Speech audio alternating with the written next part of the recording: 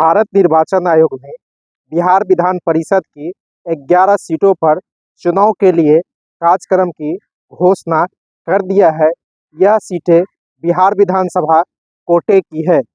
चुनाव की अधिसूचना 4 मार्च को जारी की जाएगी, जबकि नामांकन की अंतिम तिथि 11 मार्च रखी गई है। नामांकन पत्रों की जांच 12 मार्च को होगी और नाम वापसी की अंतिम तिथि 14 मार्च निर्धारित है, जबकि मतदान 21 मार्च को सुबह 9 बजे से दोपहर बाद 4 बजे तक होगा। उसी दिन मतगणना भी होगी।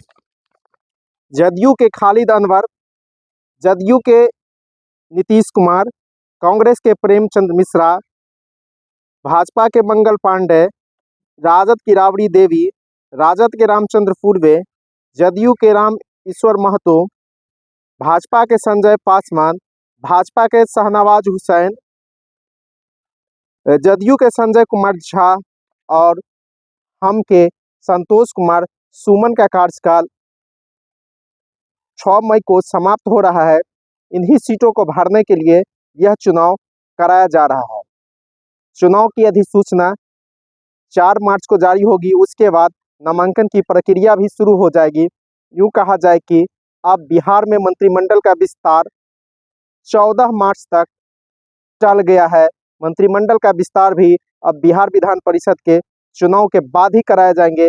इस चुनाव में एक सीट पर जीत के लिए 20 विधायकों के वोट की आवश्यकता पड़ेगी। ऐसी स्थिति में राजद को 4, भाजपा को 4, जदयू को 2 और एक कांग्रेस को मिलना तय है। हालांकि राज्यसभा चुनाव में जो समझौता हुआ है, उसके हिसाब से एक सीटें वाम दलों को बिहार विधान परिषद की जाएगी।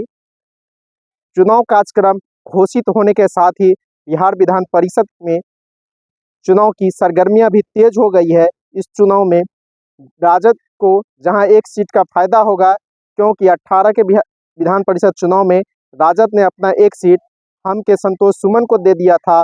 वहीं जदयू को इस बार 2 सीट का कम से कम नुकसान उठाना पड़ेगा। धन्यवाद। मैं किरणेश कुमार।